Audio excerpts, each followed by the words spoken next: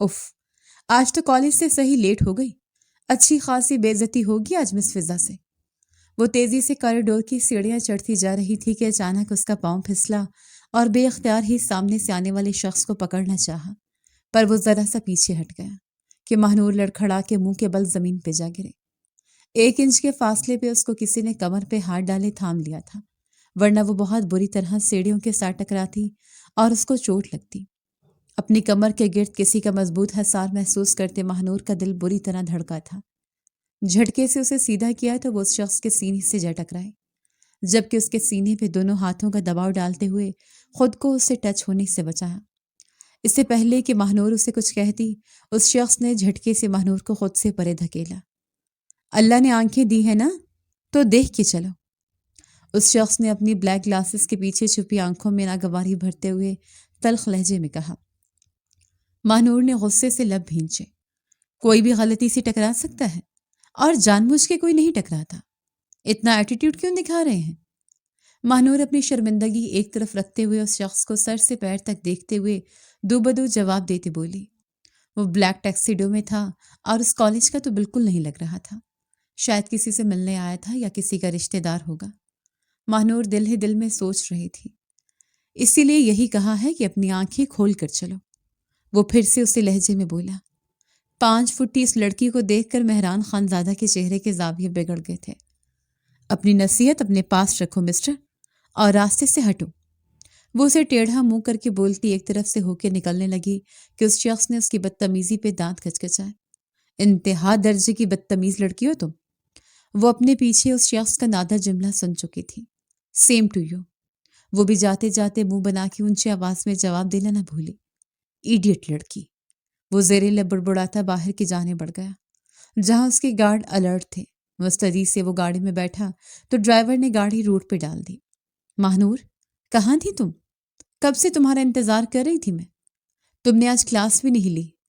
جانتی ہو مس فضا کو کتنا غصہ آیا ہوا تھا آج تمہاری غیر حاضری پر. کل خیر نہیں ہے تمہاری. مہنور جو کچھ دیر ہو جانے کی وجہ سے کلاس میں داخل نہیں ہو پائی اور کینٹین کی طرف چلی گئی. نویرا نے آ کر اسے ساری بات بتائی. کیا ہے یار، پھنس گئی تھی، لیٹ ہو گئی تھی. مہنور نے منہ بناتے ہوئے کہا. نوٹس تو تم مجھ سے لے لینا، آج کا ٹاپک بہت امپورٹنٹ تھا. ہاں پتہ ہے، پر کیا کرتی. اور یار میں نے وقت پر پہنچ بھی جانا تھا. اگر وہ مجھ سے بحث کرنے میں نہ کھڑا ہو جاتا تو. وہ منہ بناتے ہوئے بولی، وہ جو اس کی عادت تھی. کس کی بات کر رہی ہو؟ کس نے مہنور میڈم سے بحث کر لی؟ نویرا نے ایک بات اور لفظ پر زور دیتے ہوئے پوچھا. پتہ نہیں یار کون تھا، راستہ رو کے کھڑا ہو گیا. خیر دفع کرو، مجھے اپنے یہ نوٹس دے دو، کل کی کل دیکھیں گے. برگر اور ایک کولڈ ڈرنک منگواؤ جلدی سے، بھوک سے پیٹ میں چوہے ناچ رہے ہیں. اس کی یہ لاپرواہی والی عادت دیکھتے ہوئے نویرا نے اسے دیکھتے سر جھٹکا اور آرڈر کرنے چلے گئے. کبیر سلطان کی 2 ہی بیٹیاں تھیں، مہنور سلطان اور عبیر سلطان. وہ دونوں ان کا کل اثاثہ تھی. بڑی بیٹی عبیر سلطان کا نکاح کچھ ماہ پہلے اس کی پسند کے لڑکے شاہد حسن سے کر دیا گیا. وہ اپنے نکاح سے بہت خوش تھی کیونکہ دونوں ایک دوسرے کو پسند کرتے تھے. شاہد حسن ایک مڈل کلاس طبقے سے تعلق رکھتا تھا لیکن عبیر سلطان کی پسند تھا. اور کبیر سلطان امیر ترین بزنس مین تو تھے ہی، لیکن انہوں نے کبھی بھی اپنی کسی بیٹی کو ان کے کسی بھی عمل سے روکا نہ تھا. یہی وجہ تھی کہ عبیر کا نکاح اس کی مرضی کے شخص سے کر دیا. یہ تک نہ دیکھا کہ وہ ہم پلہ ہے یا نہیں. وہ ایک کھلے دل و دماغ کے شخص تھے. عبیر بیٹا. وہ جو سیڑھیاں اترتے نیچے آ رہی تھی باپ کی آواز پہ تھم گئی. اس کے خوبصورت چہرے کو خوبصورت مسکان نے چھوا. جی ڈیڈ. وہ رکی تھی. بیٹا کل آپ کی پھپھو آ رہی ہیں تو وہ شاہد حسن سے ملنا چاہتی ہیں. انہوں نے تمہید باندھی. واو، پھپھو آ رہی ہیں. عبیر خوش ہو گئی. بیٹا تم شاہد سے کہنا کہ وہ آ کے مل لے. میں نہیں چاہتا کہ تمہاری پھپھو ان کے گھر جائے. یو نو امیری غریبی ان کے لیے کتنی میٹر کرتی ہے، اور وہاں جا کے وہ کچھ الٹا سیدھا بول گئی تو ایسے میں اچھا نہیں لگے گا. کبیر سلطان کی بات پہ عبیر کے چہرے کو مسکان نے چھوا. اس کے ڈیڈ اس کے لیے کتنا سوچتے تھے اور اس کے ڈیڈ کی سوچ بھی کتنی پازیٹیو تھی. وہ خوش ہوتی ان کے گلے لگتی مسکرا دی. اچھا ایک بات اور، 2 دن بعد ایک بہت بڑی بزنس پارٹی ہے تو اس کے لیے فیملی انویٹیشن ہے سب کو. میں نہیں جا پاؤں گا. میں ترکی جا رہا ہوں شام کی فلائٹ سے، تو وہ پارٹی تم نے اور شاہد نے اٹینڈ کرنی ہے ایک ساتھ۔ اوکے میرا بچہ۔ وہ پیار سے اسے سب باتیں سمجھا رہے تھے اور ابیر اس بات میں سر ہلانے لگے۔ کبیر سلطان نہیں جانتے تھے کہ اس پارٹی نے ان کی بیٹی کی ہنستی بستی زندگی کو برباد کر دینا ہے، تو وہ کبھی بھی اپنی بیٹی کو اس پارٹی میں نہ جانے دیتے۔ مہران خان زادہ اور ان کی پھپھو سعیدہ بیگم اس وقت ڈائننگ ٹیبل پہ موجود تھے اور بہت خاموشی سے ناشتہ کر رہے تھے، پر اپنی اپنی سوچوں کے گرداب میں پھنسے تھے کہ تبھی سیڑھیاں اترتا ان کا بڑا بھتیجا اذہان خان زادہ نیچے آتا دکھائی دیا۔ ان دونوں نفوس کے چہروں کو مسکان نے چھوا۔ اذہان خان زادہ مسکراتا وہیں ان کے پاس بیٹھا۔ کیسا ہے میرا شیر؟ سعیدہ بیگم کی پیار بھری نظریں خود پہ محسوس کرتے وہ 30 سالہ مرد ایک پل کو اپنی نظر ان پہ گاڑ گیا۔ آپ کے سامنے وہ انتہائی سنجیدہ مزاج شخص تھا، جبکہ مہران جو اس سے 3 سال چھوٹا تھا وہ بھی اسی کی کاپی تھا۔ دونوں بزنس کی دنیا کے بے تاج بادشاہ تھے، ہر طرف ان دونوں کی ہی خبریں نشر ہوتی تھیں۔ اس وقت ان کا کافی چرچا تھا۔ کل کی بزنس پارٹی کا کیا پلان ہے؟ اس کا فیورٹ ایپل جوس اس کے سامنے رکھتے اب وہ سنجیدگی سے پوچھ رہی تھی۔ بہت اچھی پلاننگ ہے، آپ فکر نہ کریں، سب پلاننگ کے مطابق ہوگا۔ گلاس کو اپنے لبوں سے لگاتے وہ معنی خیزی سے بولا، وہ وقت دور نہیں جب ہم اپنے مقصد کو حاصل کر لیں گے اور اس دن ہم تینوں جشن منائیں گے۔ سعیدہ خان نے گہرا سانس بھرتے اپنے دونوں بھتیجوں کو دیکھتے کہا۔ انشاءاللہ، دونوں بھائیوں کی زبان سے بیک وقت ادا ہوا۔ ان تینوں کا مقصد کیا تھا، پلاننگ کیا تھی، یہ صرف یہی تینوں جانتے تھے، اور وقت آنے پہ سب کو پتہ چلنا تھا۔ اذہان خان زادہ نیلی آنکھوں والا شہزادہ تھا، جبکہ اس کا غصہ ہمیشہ 7ویں آسمان پہ ہوتا تھا۔ ہر کوئی ہی اس سے خائف رہتا تھا۔ اس کی اسمائل بہت کم لوگوں نے ہی دیکھی تھی۔ ہر روز نیوز پیپر پہ اس کی کوئی نہ کوئی خبر شائع ہو رہی ہوتی، پر وہ نیلی آنکھوں والا شہزادہ چاہتا کیا تھا؟ کسی کی بربادی۔ ہر حال میں بس اسے ایک بار کلیئر ہو جاتا کہ اس کا دشمن وہی ہے جسے اتنے عرصے سے وہ ڈھونڈ رہا تھا۔ اس کے بعد پھر وہ اپنے دشمن کو اس کے پورے خاندان کے ساتھ نیست و نابود کرنے والا تھا۔ دوسری طرف مہران بھی اپنی لائف میں سختی لیے ہوئے تھا۔ اسے صرف کامیاب بزنس مین بننا تھا۔ وہ بھی بالکل اپنے بھائی کی کاپی تھا، اور اپنے بھائی کے مقصد میں اس کا ساتھ دینے والا وہ اپنے بھائی کی جان تھا۔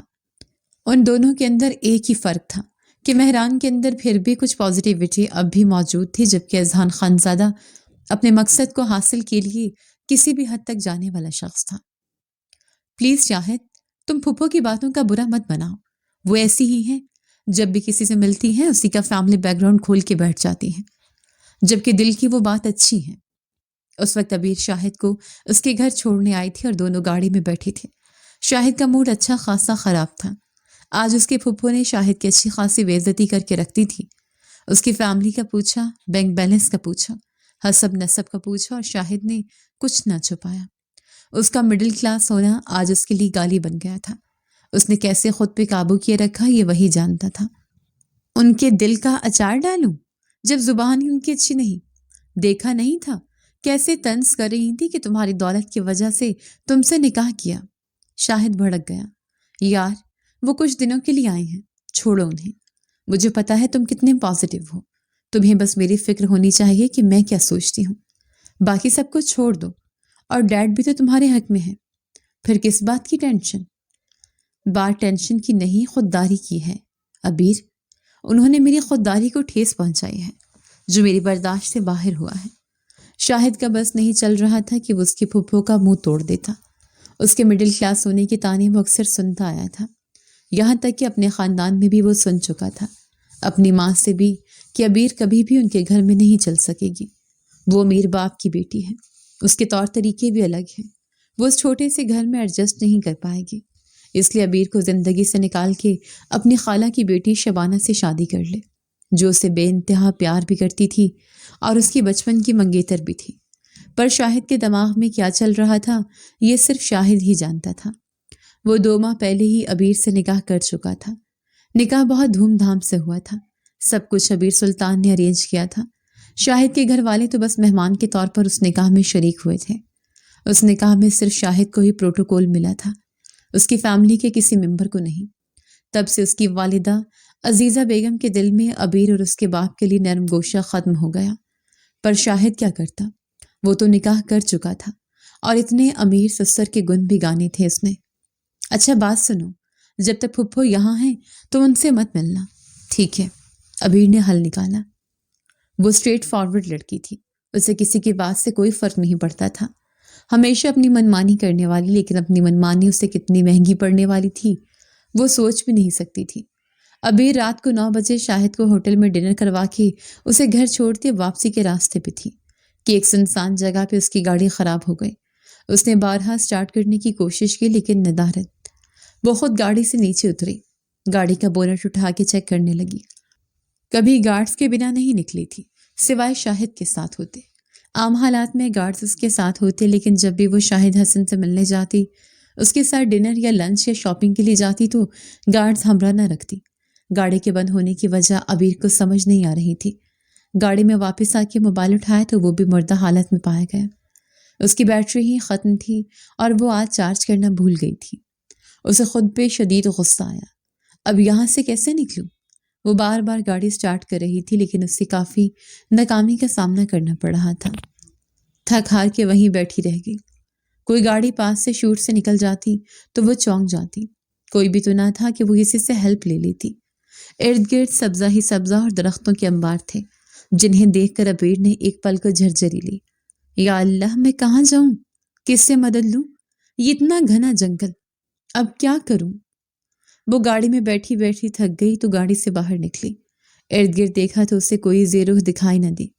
या अल्लाह, मैं कहाँ फंस गई? ये कौन सा इलाका है? कहीं पे नेम प्लेट भी नहीं है। वो सड़क के दोनों इतराफ में देखते ही सख्त घबरा गई थी। जो भी थी तो वो लड़की ज़ात ही, और जान से ज़्यादा इज्जत जाने का खतरा होता है। और उस वक्त अबीर को वही लाहक था कि तभी 2 बाइक्स उसके पास से गुजरी, लेकिन थोड़ी दूर जाके वो रुकी। अबीर के रोंगटे खड़े हो गए। वो उसकी जानिब रिवर्स हुई थी। अबीर का सांस खुश्क हुआ। यकीनन वो आवारा लड़के थे जो उसे अकेला देखकर उसकी तरफ आ रहे थे। अबीर बिना सोचे समझे सड़क की दूसरी तरफ भागी कि उसे इस नाम में गाड़ी उसके सर पर पहुंचते उसे जरा सा हिट कर गई। अगर गाड़ी में मौजूद ड्राइवर बर वक्त ब्रेक ना लगाता तो यकीनन उस वक्त वो बुरी तरह जख्मी हो चुकी थी। टक्कर लगने से वो पीछे को गिरे। बाइकर्स भी पास पहुंच गए थे। या अल्लाह, मेरी जिंदगी में की गई कोई नेकी का अजर मुझे इस दुनिया में लुटा दे, मेरी इज्जत को बचा ले। वो धड़कते दिल और रुकती सांसों से रब से दुआ मांग रही थी। बाइक वाले थम चुके थे।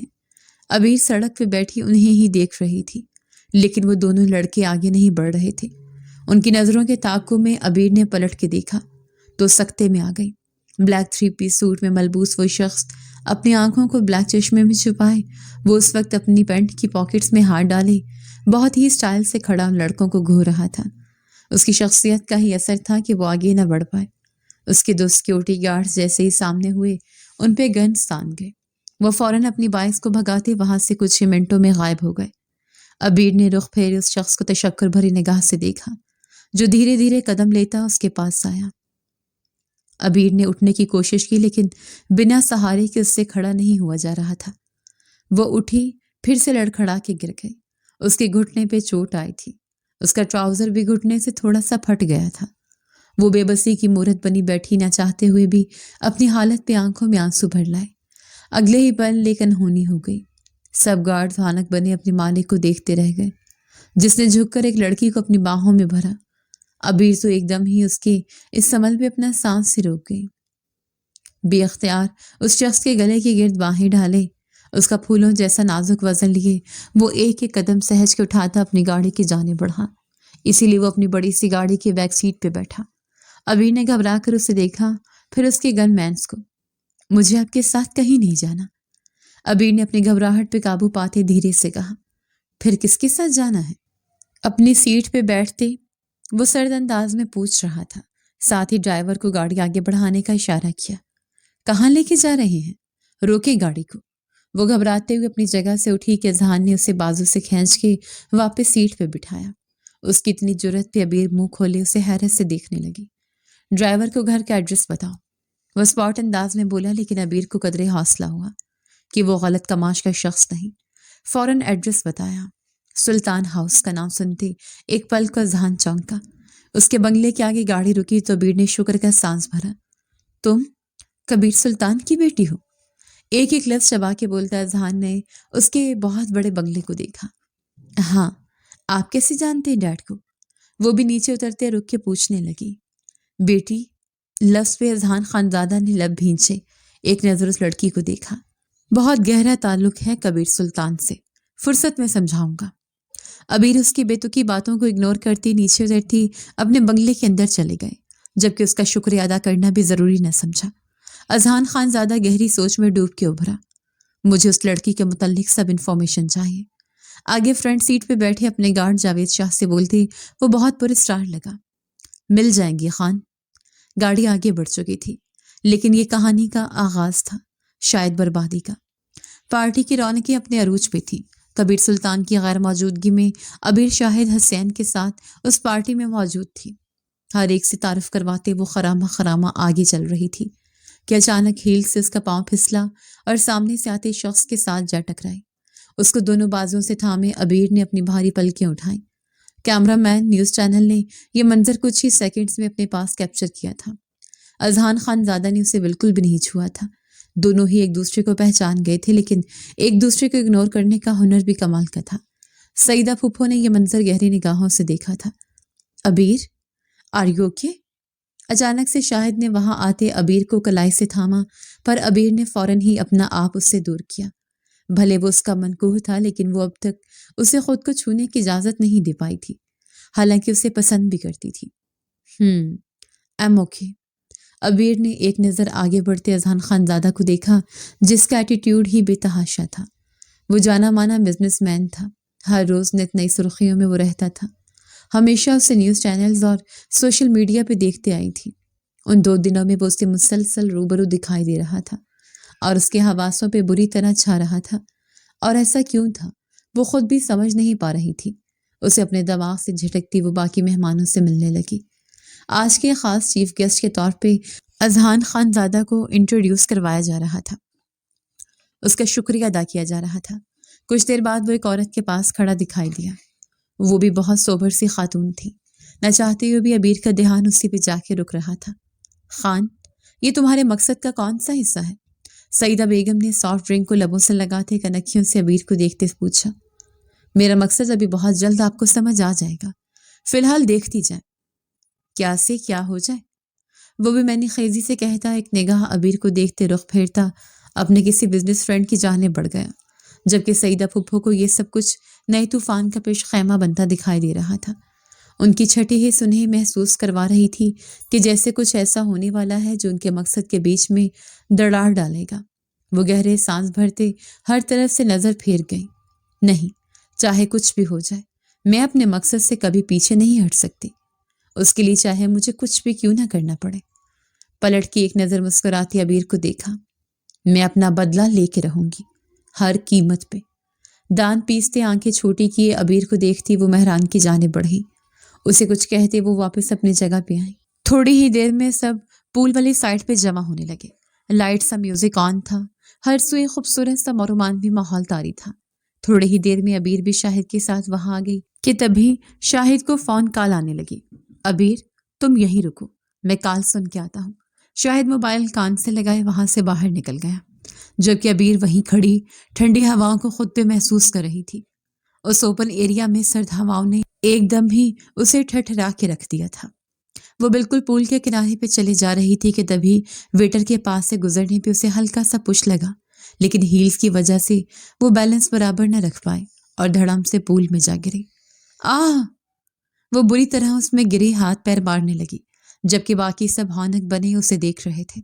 अज़हान खानज़ादा ने एक निगाह उसे देखा जो पानी में डूब रही थी, जबकि दूसरी निगाह उसने अपनी फुफ्फो पे डाली जिनकी निगाहें उसी पे थी। अज़हान दांत पे दांत जमाता सर नफी में हिलाता अपना कोट उतार के एक तरफ फेंकता पूल में कूद गया। अगले ही लम्हे वहां सब तरफ खामोशी छा गई। अज़हान ने झटके से उसकी कमर के गिर्द बाहें हमाइल किए, उसका सर पानी से ऊंचा करते उसे अपने सीने से लगाया। तो अभी ठंडे पानी में लरसती उसके गाल के गिर्द बाहें हमाइल किए गहरे सांस भरती उसे देखने लगी। दोनों ही एक दूसरे पे नजरें गाड़े हुए थे और वहां मौजूद लोग उन पे नजरें गाड़ चुके थे। एक बार फिर क्लिक्स हुए जिन पे अज़हान खानज़ादा सख्त एक्शन लेने वाला था। धीरे धीरे उसे लिए पूल के किनारे पे ले आया। वो लरसती हुई उसके साथ चिपकी थी, جبکہ اذہان خان زادہ اس کی نازکی کو اپنے سینے پہ محسوس کرتا عجیب سی کیفیت سے دوچار ہو رہا تھا۔ پہلی بار وہ یوں کسی لڑکی کے قریب آیا تھا۔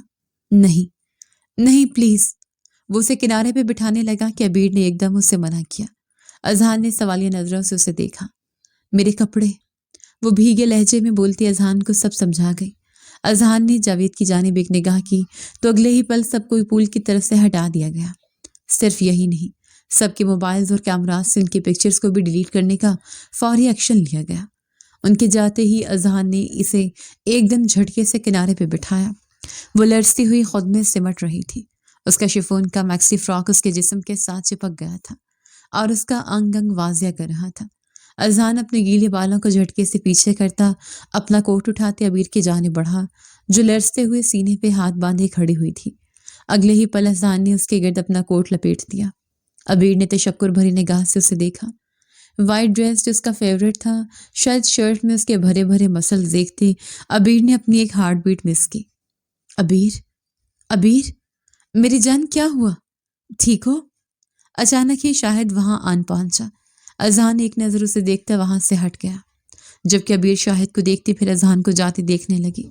جب اسے شاہد کے ساتھ کی ضرورت پڑی، اس کا ہونا ضروری ہوتا، وہ تب وہاں پہ پایا ہی نہ جاتا۔ ٹھیک ہوں، مختصر سا جواب دیتے سر جھکا لیا۔ میرا خیال ہے گھر چلنا چاہیے، تمہاری حالت بہت آکورڈ ہو گئی ہے، شاہد نے اسے سر سے پیر تک دیکھتے ناگواری سے کہا۔ تو عبیر نے اسے ماتھے پہ بل ڈالے دیکھا اور خاموشی سے وہاں سے باہر گیٹ کی طرف بڑھنے لگی۔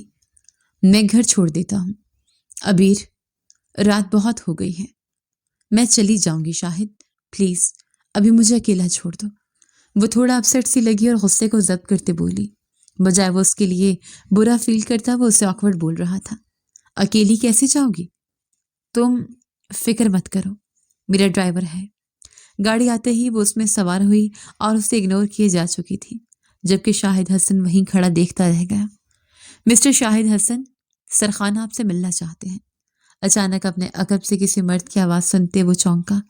مسٹر خان، مجھے؟ وہ تھوڑا پریشان ہو گیا۔ ارد گرد دیکھتا وہ اندر کی جانب بڑھا۔ ایک راہداری سے ہوتے وہ اندر پہنچے جہاں اس وقت اذہان خانزادہ ایزی کپڑوں میں ملبوس سگریٹ سلگا رہا تھا۔ جی مسٹر خان، آپ نے بلایا؟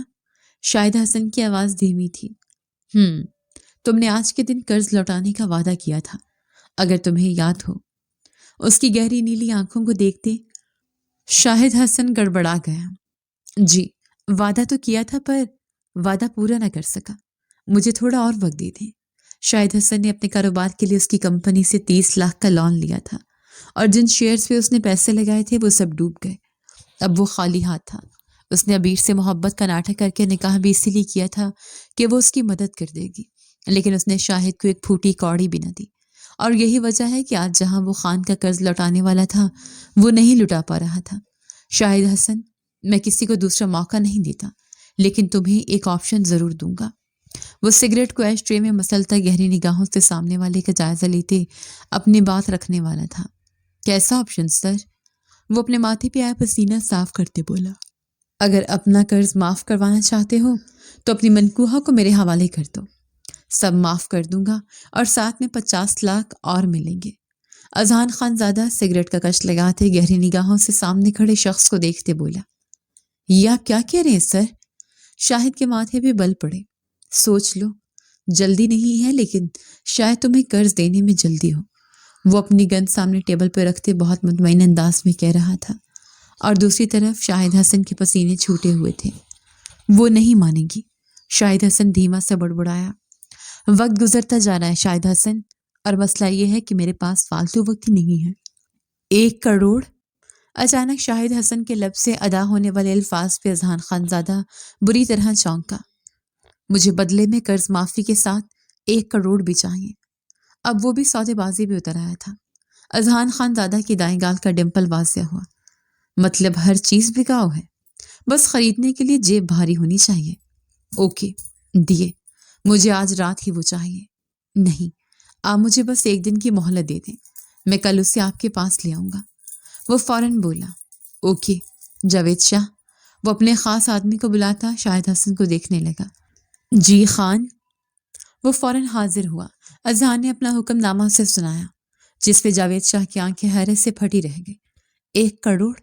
ایک دم! لیکن وہ بس سوچ سکا، اس کی اتنی جرت نہیں تھی کہ وہ کچھ بھی کہہ سکتا۔ جی، جو حکم۔ وہ جا چکے تھے، جبکہ اب سگریٹ پہ ایش ٹرے پہ مسلتے وہ اب صوفے پہ دونوں باہیں پھیلاتا کہکا لگاتے ہنس دیا۔ تبھی اس کی پھپھو اندر داخل ہوئی۔ کوئی نہیں جانتا تھا آج کی یہ پارٹی اذہان خان زادہ کی طرف سے ہی ارینج کی گئی تھی۔ یہ فارم ہاؤس اس کی ملکیت تھا اور اس پارٹی کا صلاح آغاز کیا تھا یہ تو صرف خان فیملی ہی جانتی تھی۔ خان، کیا ہو گیا تمہیں؟ تم اپنے مقصد سے ہٹ رہے ہو؟ سیدہ پھپھو تل ملاتے ہوئے بولی۔ خان نے ان کی طرف ماتھے پہ بل ڈالے دیکھا۔ آپ میرے راستے میں کیوں آئیں؟ جب آپ جانتی تھی وہ میرا شکار ہے، پھر اس سے مہران کے ساتھ مل کے پول میں کیوں گرایا؟ مطلب وہ سب سمجھ گیا تھا۔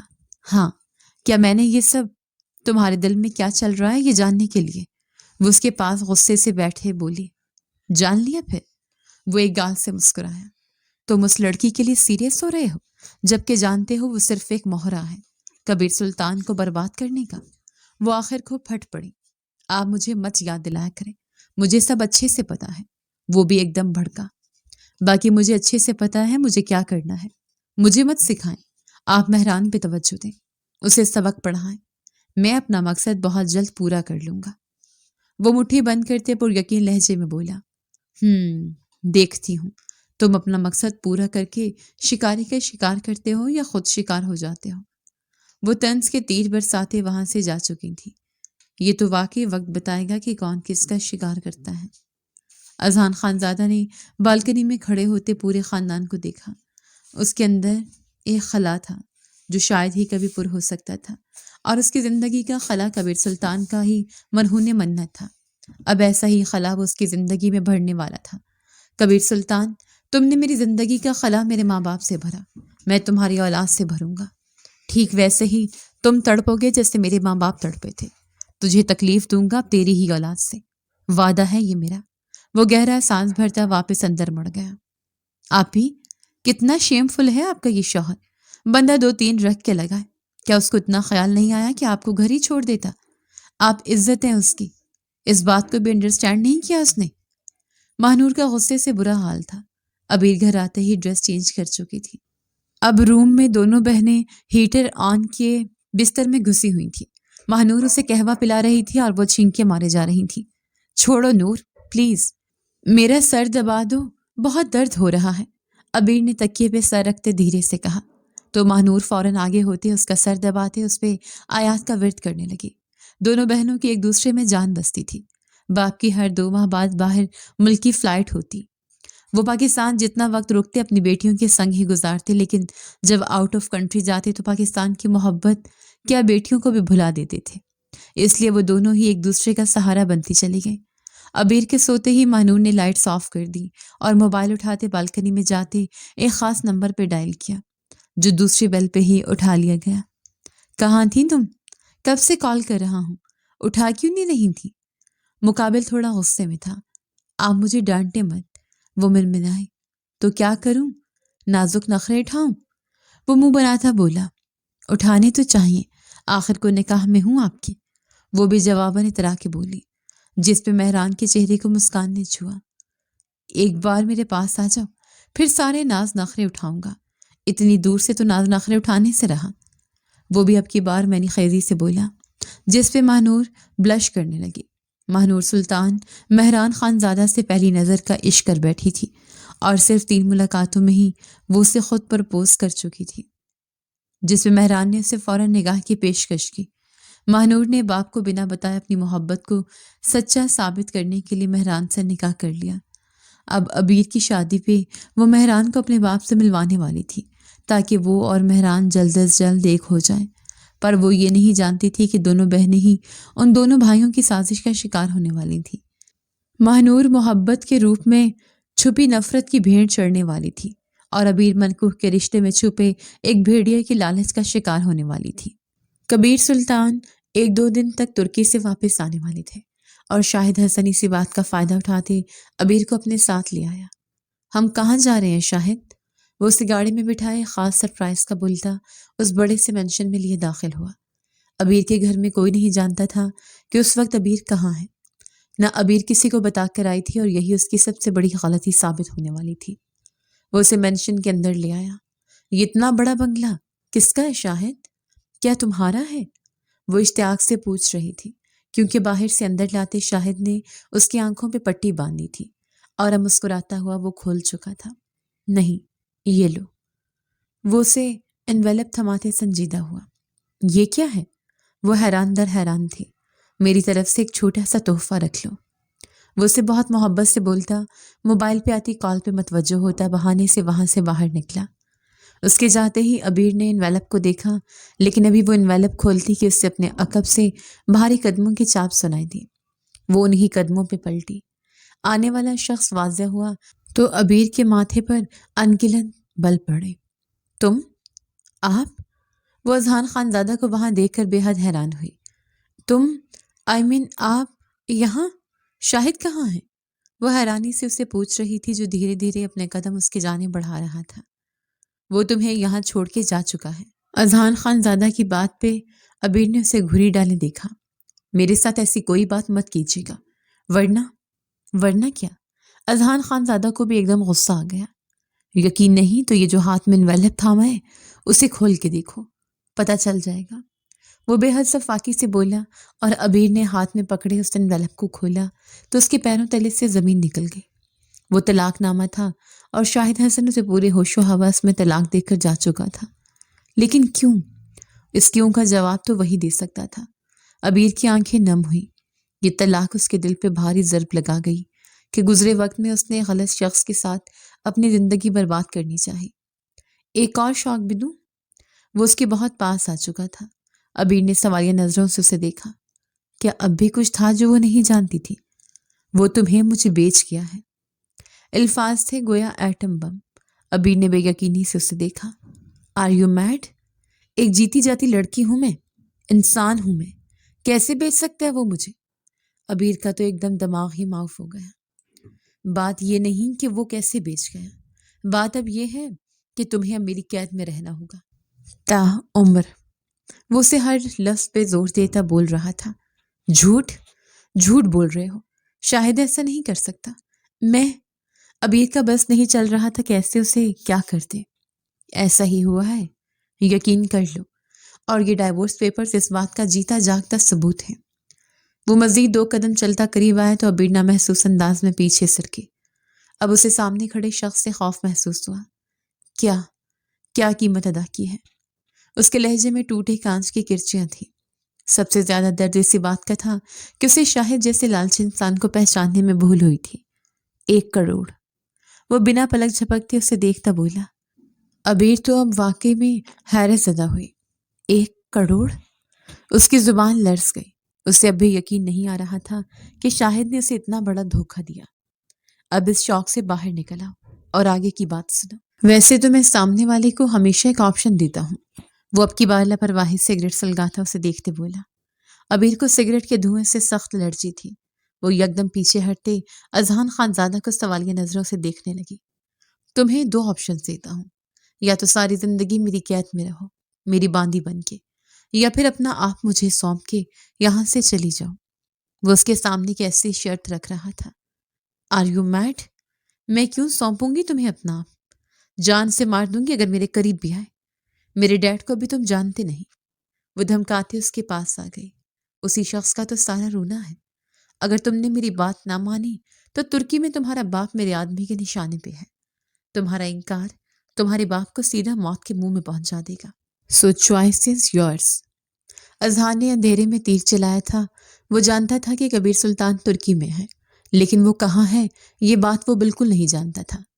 مجھے تمہارے دونوں آپشن منظور نہیں۔ تم نے مجھے 1 کروڑ میں خریدا ہے، میں تمہیں وہ 1 کروڑ نہیں چاہیے۔ اچانک اذہان نے اس کی بات کاٹتے سگریٹ ایش ٹرے میں مسلتے صوفے پہ بیٹھتے مطمئن انداز میں کہا۔ مجھے تم چاہیے ہو، سر سے پیر تک، صرف 1 رات کے لیے، اور اگر نہیں تو میری قید میں رہنا ہوگا تاعمر، اپنی آخری سانس تک۔ وہ اسے نہ جینے کی نوید سنا رہا تھا نہ مرنے کی، بس پل پل تڑپنے کی بات کر رہا تھا۔ میں ایسا کچھ نہیں کروں گی، سمجھے تم؟ ابھی اس کی بات ادھوری تھی کہ اذہان نے اپنے آدمی کو کال ملائی۔ شوٹ ہم۔ اس کی بات پہ ابیر کا سانس حلق میں اٹکا۔ میرے ڈیڈا کو کچھ مت کرنا۔ وہ جو ابھی تک سینہ تان کے کھڑی تھی ایک دم بیٹی بن گئی۔ آنکھوں میں ڈھیروں آنسو بھر آئے جو اذہان کو سخت ناگوار گزرے۔ وہ شخص کسی کے بھی آنسوں کا حقدار نہیں تھا۔ میں تیار ہوں، تم جو کہو گے کروں گی۔ میرے ڈیڈ کو چھوڑ دو، انہیں کچھ مت کرنا۔ وہ اس کے پاس گھٹنوں کے بل بیٹھی ایسے بول رہی تھی کہ جیسے سب کچھ ہار گئی ہو۔ مجھے تمہاری صرف ایک رات چاہیے۔ اظہار خان زیادہ آگے ہوتے بولا۔ ابیر نے زخمی نظروں سے اسے دیکھا۔ مجھے نکاح میں لے لے، ایسے میں خود کو نہیں سونپ سکتی۔ اچانک اس کی بات پہ اظہار خان زیادہ چونکا۔ کچھ دیر پہلے تو بالکل انکاری تھی اور اب اچانک ہی اس کی بات مان گئی۔ اذہان خان زادہ کو کچھ گڑبڑ سی لگی، لیکن وہ خاموش رہا اور کھڑا ہوتا اس کا مقابل آیا۔ Are you sure? تم ایک رات گزارنے کے لیے مجھ سے نکاح کرو گی؟ وہ اس کی آنکھوں میں جھانکتا پوچھ رہا تھا۔ سنا تھا نیلی آنکھوں والے مرد ظالم ہوتے ہیں، آج دیکھ بھی لیا۔ اس کے الفاظ پہ اذہان خان زادہ ایک پل کو بالکل ساکت ہوتا، اگلے پل کہکا لگاتے ہنس دیا۔ اپنے باپ کے بارے میں کیا خیال ہے؟ اس کی آنکھیں بھی تو نیلی ہیں نا؟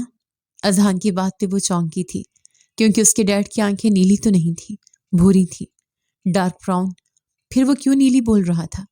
تمہاری بات پوری ہو جائے گی، صبح ہوتے ہی نکاح ہوگا اور کل کی رات تم میرے بستر کو گرم کرو گی، اس کے بعد تمہیں جانے دیا جائے گا۔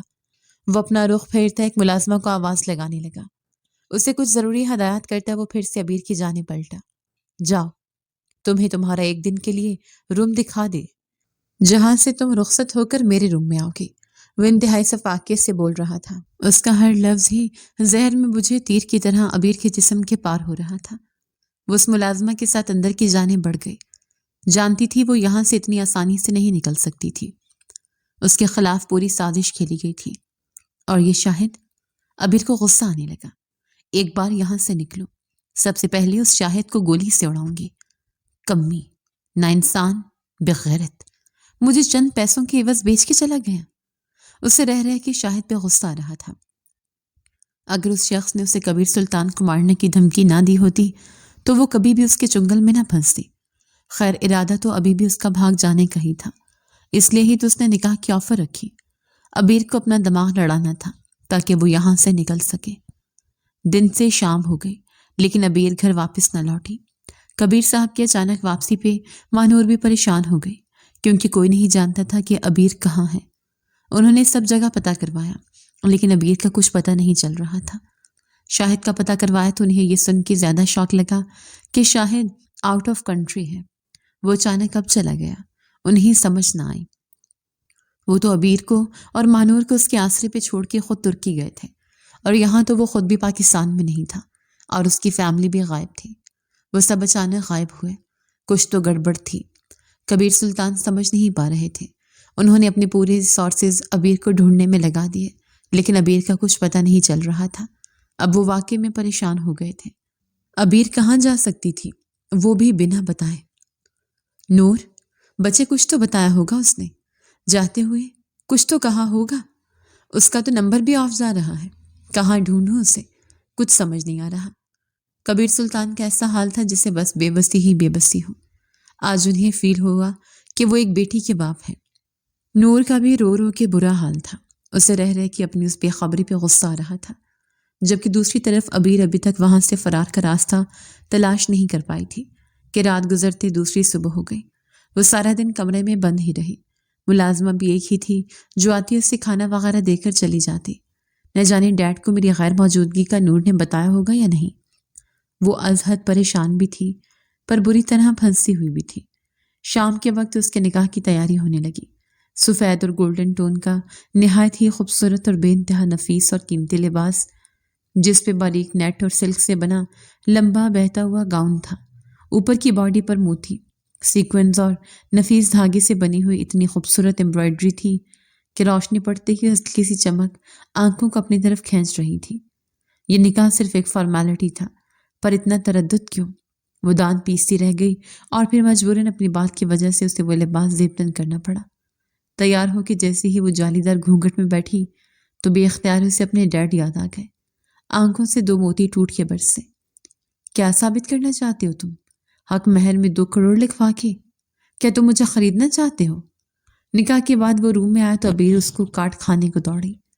تمہیں میں آلریڈی خرید چکا ہوں، اب تو قیمت لگائی ہے تمہاری ایک رات کی۔ وہ بھی اسے کاٹ دار لہجے میں بولا کہ اگلے ہی لمحے ابیر کا ہاتھ اٹھ گیا، جسے اذہان نے ایک دم وہیں ہوا میں روکتے معلق کر دیا اور ایک دم اس کی کمر پہ موڑتے اسے کھینچ کے اپنے سینے میں پیوست کیا۔ ابیر کی درد بھری چیخ بلند ہوئی، آنکھیں پانیوں سے بھر گئیں۔ اپنے ہاتھ کنٹرول میں کرو ورنہ ہاتھ توڑتے وقت نہیں لگاؤں گا، وہ سخت گڑ لہجے میں بولتا۔ ابیر کو اس وقت زہر ہی لگا، جبکہ اگلے پل وہ اسے بستر پہ جھٹکا دیے خود کمرے کے دروازے تک جاتا رکا تھا۔ تمہارے قریب آنا، تم پہ اپنی چھاپ چھوڑنا میری خواہش نہیں ہے، مجبوری ہے، ورنہ میرے اختیار میں ہوتا تو تمہاری شکل تک نہ دیکھتا۔ وہ ایک ایک لفظ پہ زور دیتا اسے سخت گیر انداز میں بولا۔ ابیر کا جی چاہا اس کا منہ نوچ لے۔ آدھے گھنٹے تک واپس آ رہا ہوں، مجھے یہ نخرہ نہیں دکھانا، کیونکہ میری من پسند بیوی نہیں ہو تم کہ ناز نخرے اٹھاؤں۔ صرف ایک رات کے لیے یہاں ہو بس۔ وہ اس کو بولتا درد کی اتھاہ گہرائیوں میں دھکیلتا جا چکا تھا۔ ابیر کا سجا سنورا روپ دیکھتے کوئی بھی یہ سوچ نہیں سکتا تھا کہ اس پر ابھی بھی لفظوں کے تیر برسائے گئے ہیں۔ وہ وہاں کھڑی تھی، ایسی دلکشی میں لپٹی ہوئی کہ اگر کوئی اسے دیکھ لیتا تو لمحہ بھر کو اپنا ایمان تک ڈولتا محسوس کرتا، پر مقابل شخص اس کی ذات کی دھجیاں اڑا گیا تھا۔ پر جاتے جاتے اسے ایک بات کا سرا ضرور پکڑا گیا کہ اس نے اس سے محبت میں نکاح نہیں کیا، ضرور اس کا کوئی بہت بڑا مقصد تھا، نہ جانے وہ اسے یوز کر کے کیا کرنے والا تھا۔ اب ابیر کو اپنے نکاح والے فیصلے پہ بھی غصہ آ رہا تھا اور پچھتاوا ہو رہا تھا۔ مجھے یہاں سے نکلنا ہی چاہیے، کچھ بھی ہو۔ وہ بہت دھیمے قدموں سے کمرے سے باہر نکلی، ہر سو گہرا سناٹا تھا۔ کچھ دیر پہلے وہاں کچھ مہمان موجود تھے، پر اب بالکل خاموشی تھی۔ وہ چلتی ہوئی راہداری کی طرف بڑھے، ایک کمرے سے کچھ آوازیں آ رہی تھیں۔ وہ وہیں تھم سی گئے۔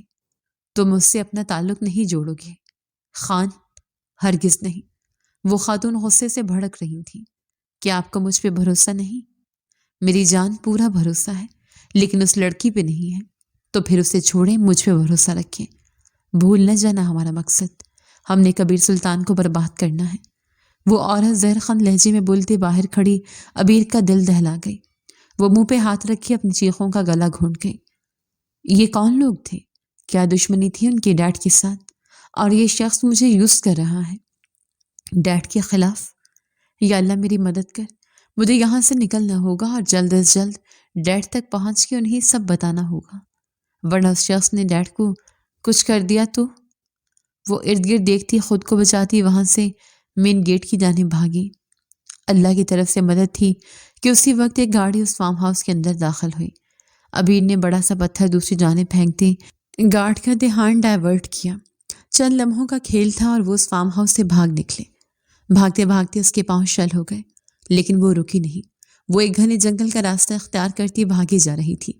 یقیناً ابھی تک فارم ہاؤس میں اس کی غیر موجودگی کی بات پھیل چکی ہوگی، اور وہ شخص پاگلوں کی طرح مجھے ڈھونڈ رہا ہوگا۔ مجھے اس کے ہاتھ نہیں چڑھنا چاہیے، کچھ بھی ہو جائے۔ ایک طرف بھاگے بھاگتے اس کے پاؤں میں پہنے ہیلز کسی بڑے سے پتھر سے ٹکرائی اور وہ منہ کے بل گرتی لڑکتی ہوئی دوسری طرف جانے لگی۔ اس طرف ڈھلوان تھی۔ ابیر کا پورا جسم وہاں موجود جھاڑیوں سے چھلنی ہو گیا۔ وہ درد سے چلا اٹھی، جبکہ وہاں موجود اذہان خانزادہ اور اس کے آدمی آواز کی جانب متوجہ ہوئے۔ خان! آواز اس طرف۔ شاہ تم یہی رکو، اگر ضرورت پڑی تو میں پکاروں گا۔ وہ انہیں وہی روکتا خود تیزی سے اس طرف لپکا جہاں سے آواز آئی تھی۔ وہ بہت ہوشیاری اور تیز نظر سے اسے ڈھونڈتا آگے بڑھ رہا تھا کہ اچانک اسے ایک دوپٹہ لٹکا ہوا دکھائی دیا۔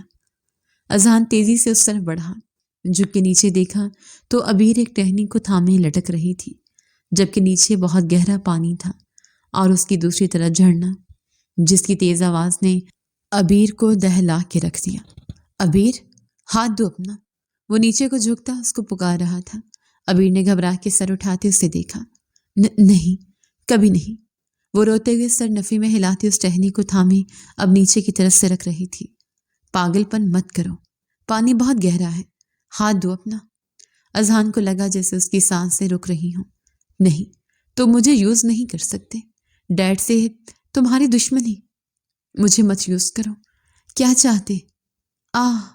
وہ نیچے سرکتے ہوئے بات ادھوری چھوڑ گئی۔ ابیر بکواس بند کرو اپنی، نہیں یوز کروں گا، کچھ بھی نہیں کروں گا، پلیز ہاتھ دو۔ وہ مزید نیچے جھکا۔ وہ اس کے نکاح میں آ چکی تھی۔ لاکھ دشمنی، نفرت اور بدگمانی سہی، لیکن تھی تو اس کے نکاح میں۔ وعدہ کرو، مجھے نہیں یوز کرو گے۔ وہ اس سے وعدہ لے رہی تھی۔ ہاں، وعدہ۔ ہاتھ دو ابیر۔ وہ ملینئر اس وقت پاگلوں کی طرح اس لڑکی کو بچانے کے در پہ تھا۔ ہاں، پھپھو سعیدہ کا ڈر سچ بن رہا تھا۔ وہ اس لڑکی کی محبت میں گرفتار ہو چکا تھا، پر ابھی ماننے سے انکاری تھا۔ ابیر نے گہرا سانس بھرتے اپنا ہاتھ اس کی جانب بڑھانا چاہا کہ اسی پل وہ ٹہنی ٹوٹ گئی اور ابیر کی چیخ بلند ہوئی۔ وہ نیچے گرتی جا رہی تھی۔ اذہان خانزادہ اپنی سانس روکے اسے اس گہرے پانی میں گرتا دیکھ رہا تھا۔ اسے یوں محسوس ہوا جیسے اس کی سانس کی ڈور ٹوٹ رہی ہو۔ اس سے پہلے کہ وہ پانی میں گر جاتی، اذہان خانزادہ بھی اس کے پیچھے کودا تھا، اور یہ کون سی انجانی قوت تھی وہ نہیں جانتا تھا، پر وہ اس کے پیچھے ہی پانی میں کودا تھا۔ وہ اچھے سے جانتا تھا کہ ابیر کو پانی سے ڈر لگتا ہے، اسے تیرنا نہیں آتا۔ ایک بار پہلے بھی وہ پول میں گر چکے تھے۔ پانی کی لہروں نے ان دونوں کو اپنی طرف کھینچا تھا۔ وہ اس کی طرف بڑھتا، تیزی سے تیرتا اس تک پہنچا۔ اس کا ہاتھ تھامنے لگا کہ پھر سے چھوٹ گیا۔ وہ سر اور اٹھانے کی کوشش کرتی، لیکن پھر نیچے چلی جاتی۔ اذہان خانزادہ نے گہرا سانس بھرتے پانی کے اندر تک اترتے اس کے پاس جاتے فوراً اسے اپنی باہوں میں بھرا اور اپنے سینے سے لگاتا اوپر کی جانب ہوا۔ ابیر، آنکھیں کھولو۔ وہ اس کے اوپر ڈھہ گئی۔ وہ سانس نہیں لے رہی تھی۔ اذہان خانزادہ ایک پل کی دیری کیے بنا اسے لیے جھرنے سے دور کنارے کی طرف تیرنے لگا۔ تھوڑی ہی دیر میں وہ دونوں کنارے پہ تھے۔ اسے گیلی مٹی پہ لٹاتے وہ اس کے اوپر جھکا، اس کا گال تھپ تھپا رہا تھا۔ پلیز یار، اوپن یور آئیز، کیا ہو گیا ہے؟ وہ بار بار اس کے سینے پہ دباؤ ڈالتا، اسے سانس لینے کی کوشش میں ہلکان ہو رہا تھا۔ دونوں پور اس ٹھنڈ میں بھیگ گئے تھے۔ ارد گرد بندہ نہ بندے کی ذات، صرف گہرے پانی کا جھرنا تھا اور اس کا شور۔ وہ دانت پہ دانت جمائے اسے دیکھے چلا گیا۔ وعدہ کرو، مجھے یوز نہیں کرو گے۔ وہ اس کی کچھ دیر پہلے کی کہی بات سوچتا، سر جھٹک کے بالوں سے اپنی نمی گراتا وہ اگلے ہی لمحے پورے حق سے ابیر کے لبوں پہ جھکتا اس کا منہ کھولے اسے اپنی سانسیں فراہم کر رہا تھا۔ ایک بار، دو بار، تیسری بار پہ ابیر نے ایک دم جھٹکے سے سانس بھرتے منہ سے پانی نکالتے سائڈ رخ کیا۔ اذہان نے گہرا سانس بھرتے اس کی پیٹھ سہلائی۔ سفید رنگ کی اس خوبصورت ڈریس میں جہاں وہ کچھ دیر پہلے جوالا مکھی بنے قیامت کا منظر پیش کر رہی تھی، اس وقت تو وہ سامنے موجود اس مضبوطہ صاف کے شخص کو بھی بہکا چکی تھی۔ وہ اس کا لرزتا اور ہوش و حواس سے کھوتا ٹھنڈا پڑتا جسم اپنی باہوں میں بھرتا وہاں سے درختوں کے جھنڈ کی جانب بڑھا، جہاں انہیں ٹھنڈ کم لگے۔ رات کا وقت تھا اور اندھیرا ہر سو پھیلا تھا۔ ایک طرف گھاس پھوس دیکھتا وہ اسے بہت احتیاط سے لٹاتا، اس کا لرزتا جسم محسوس کرتا لب بھیج گیا۔ کیا کروں؟ وہ اپنے سب آدمیوں کو وہیں پیچھے رہنے کا بول آیا تھا، اور وہ حکم کے غلام تھے۔ ابیر کے کراہوں نے اسے واپس ہوش کی دنیا میں لاپٹخا۔ وہ جلدی سے اپنی پاکٹ میں ہاتھ ڈالتا، امپورٹڈ واٹر پروف لائٹر نکال گیا جو اچھے سے کام کر رہا تھا۔ اس نے جلدی سے وہاں کچھ لکڑیاں اور گھاس پھوس اکٹھا کر کے آگ لگائی اور ابیر کو بالکل آگ کے پاس لے آیا۔ شاید کوئی یہاں تک پہنچ جائے، تب تک اسے ابیر کو ہوش میں لانا تھا ہر حال میں۔ ابیر، آنکھیں کھولو۔ وہ اس کے ہاتھ رگڑ رہا تھا، لیکن وہ لرزتی اس کے سینے میں چھپ رہی تھی۔ اس کا یوں بری طرح کانپنا محسوس کرتے اس کو گیلے لباس سے آزاد کر گیا۔ اس کی ضرورت کا خیال کرتے وہ اس کے نزدیک ہوتا، اس کو زندگی کی گرمائش بخشنے لگا۔ کب سوچا تھا اس نے کہ وہ یوں اس کے قریب آئے گا۔ آپ وعدہ کریں میرا یوز نہیں کریں گے۔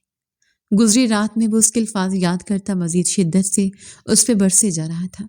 لکڑیوں میں لگی آگ کبھی بہت زیادہ بھڑکنے لگتی تھی، کبھی بہت دھیمی جلنے لگتی، بالکل ان کے جذبات کی طرح، اور یہ رات اپنے اندر ان دو کو ایک کر کے آگے بڑھ گئی۔ وہ دندناتی ہوئی سلطان پیلس میں داخل ہوئی۔ کہاں ہے میرا بھتیجا؟ بولو، جواب دو کبیر سلطان۔ وہ سیدھا آتے ان کے گریبان کو تھام گئی۔ ان کی آنکھوں کی آنسوں نے سارے بھید کھول دیے۔ کبیر سلطان دم سادے سامنے کھڑی عورت کو دیکھے چلے گئے۔ انہوں نے دیکھنا ہی تھا، آج اتنے عرصے بعد ہی تو وہ سامنے آئی تھی۔ کچھ پوچھ رہی ہوں آپ سے، میرا خان کہاں ہے کبیر سلطان؟ وہ اونچی آواز میں چلائی۔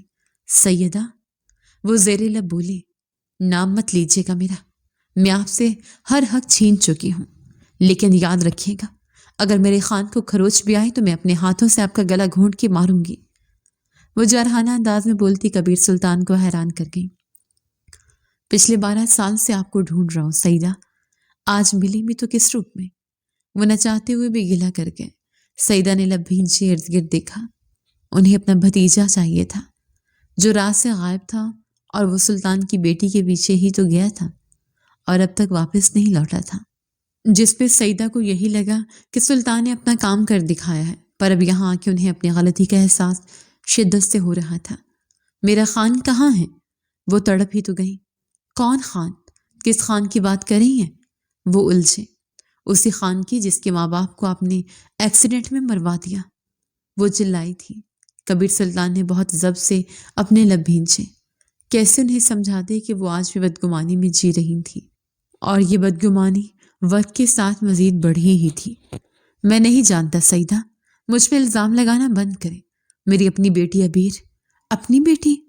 وہ ایک دم تن سے بولتے ان کی بات کاٹ گئی، جس پہ کبیر سلطان ان کا چہرہ تکے گئے۔ ناجائز بیٹی کہیں سعیدہ۔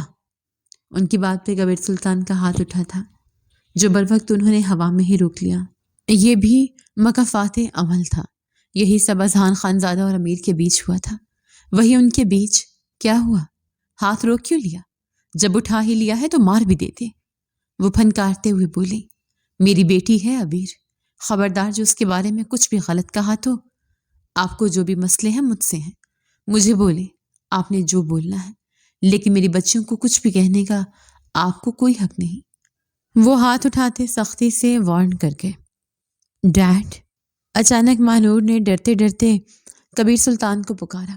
وہ ایک دم بری طرح چونکی اور پلٹ کے بیٹی کو دیکھا۔ نور! ان کو لگا ہوا میں آکسیجن کی کمی ہو گئی ہو۔ یہ ہماری مما ہے نا؟ اس کے الفاظ نے ماضی کا ایک اور در کھول دیا۔ پارٹ 2 یہیں سے شروع ہوگا۔ یقیناً ابھی کہانی کا اہم راز کھلنے جا رہا ہے، لیکن سیدھے طریقے سے تھوڑی نہ کھلے گا۔ کبیر سلطان کو بھی جلدی پتہ چل جائے گا کہ دونوں بیٹیاں نکاح کر چکی ہیں، تو ابھی تو ماہنور اور مہران کی لو سٹوری بھی رہتی ہے۔ اذہان خانزادہ اپنی عبیر کے ساتھ جنگل میں ہے، انہیں بھی وہاں سے باہر نکالنا ہے، اور شاید وہ کہاں ہے۔ اب پارٹ 2 پڑھنے میں کون کون پرجوش ہے، ایک چھوٹا سا سنیک دیتی۔ دعاؤں میں یاد رکھیے گا۔ آپ نے وعدہ کیا تھا آپ مجھے یوز نہیں کریں گے، اور آپ نے رات میری بے ہوشی کا ناجائز فائدہ۔ ناجائز کیسے؟ وہ سخت قہر سے اسے روتا دیکھ رہا تھا، جو سوں سوں کرتی اسے مورد الزام ٹھہرا گئی تھی۔ تم نکاح میں ہو میرے، اور مجھ پہ الزام لگایا تو مجھ سے برا کوئی نہیں ہوگا۔